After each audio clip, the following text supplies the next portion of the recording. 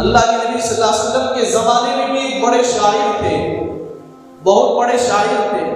وہ ہر زبان میں کئی زبانوں کو وہ پہچانتے تھے، اور خاص کر عربی زبان کے بڑے ماہر شاعر تھے، اور اشعاروں کا بڑے جملے نکالتے تھے، بہت اچھے اچھے اشعار پڑھنے والے تھے. ایک مرتبہ رسول اللہ صلی اللہ علیہ وسلم کا بیت اللہ سے باہر نکلنا ہوا. پہلے تو حضور صلی اللہ علیہ وسلم اندر بیٹھ کر سورہ طٰہٰ پڑھتے تھے. طٰہٰ ما انزلنا علیک القرآن لتشقى الا تذکرۃ لمن یخشی، یہ آیتیں پڑھتے تھے. اب جب وہ بڑے شاعر تھے مکے کے اندر داخل ہوئے تو لوگوں نے کہا کہ محمد ہے یہاں، وہ اپنی دید کو پیش کرتا ہے. لوگوں نے سمجھایا کہ وہ بڑے شاعر کو کہ تم ان کی بات نہ ماننا، محمد کی بات نہ ماننا. وہ شاعر تو اتنے عاقل تھے، یعنی عقل مند تھے، کہ اگر کوئی کہے تو ان کا نہیں سنتے تھے. عام طور پہ ہمارے درمیان یہ ہوتا نا، سنی سنائی باتوں کو لے کر بڑے بڑے تکرار کیے جاتے ہیں، دشمنی مول لیتے ہیں. کوئی بولیا جھوٹ بھی بول سکتا ہے، جس کی وجہ سے آپس میں اتحاد کے اتفاق کی جگہ میں دشمنی کو مول لیتے ہیں، عداوتی کو مول لیتے ہیں.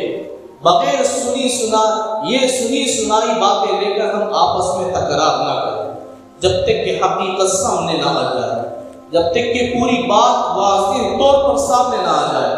کوئی چائے پلا کر بول دیا تو ہم اسے قبول کر لیتے ہیں، کوئی کھانا کھلا کر بول دیا تو ہم چائے پلانے والے کی مخالفت کرتے ہیں. تو یہ ہمارے درمیان سنی سنائی باتوں کا نہیں چلے گا. جب تک پکا یقین نہ ہو اس وقت تک ہم وضاحت کے ساتھ بات کو سامنے نہ رکھیں.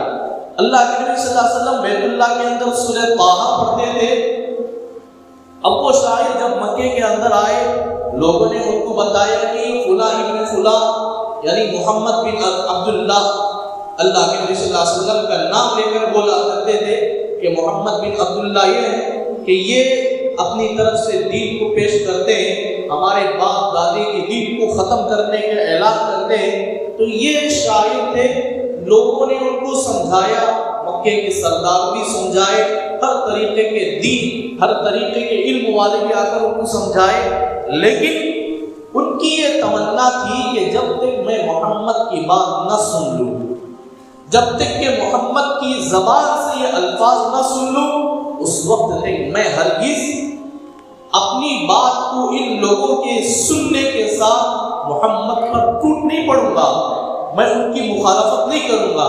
تو یہ گئے بیت اللہ کے قریب ہو کر اپنے کان کو بیت اللہ سے لگا دیے، اور حضور صلی اللہ علیہ وسلم سورہ طٰہٰ پڑھ رہے. سورہ طٰہٰ آپ پڑھ رہے. پھر اس کے بعد بیت اللہ کے دروازے پر لکھا ہوا یا اس کے دیوار پر لکھی ہوئی تھی ایک سورت جس میں اِنَّا أَعْطَيْنَاكَ الْكَوْثَرَ فَصَلِّ لِرَبِّكَ وَانْحَرْ إِنَّ شَانِئَكَ هُوَ الْأَبْتَرُ، یہ جملہ لکھا ہوا. تو یہ آیتیں لکھی ہوئی تھی، ایک چھوٹی سورت لکھی ہوئی تھی. تو یہ بڑے شاعر تھے، عقل مند تھے. اپنا قلم اٹھائے، اِنَّا أَعْطَيْنَاكَ الْكَوْثَرَ فَصَلِّ لِرَبِّكَ وَانْحَرْ إِنَّ شَانِئَكَ هُوَ الْأَبْتَرُ. یہ 3 آیتیں ترتیب سے لکھی ہوئی تھی. پھر اس کے بعد انہوں نے ایک قلم اٹھا کر لکھ دیا لیس ھذا بکلام البشر، یہ کوئی انسان کا کلام نہیں ہو سکتا، یہ رب کائنات کا کلام، یہ انسان بنانے والا نہیں ہے، یہ انسان کا قلم نہیں چل سکتا ان جملوں میں. لیس ھذا بکلام البشر، یہ انسان کا کلام نہیں ہو سکتا. آدمی دنیا میں جتنا بھی علم حاصل کر لے لیکن اس کے ایک آیت یا نہیں بلکہ ایک جملے کو نہیں بتا سکتا. أحب الوفاء بشتى الصور، أحب الوفي الأمين.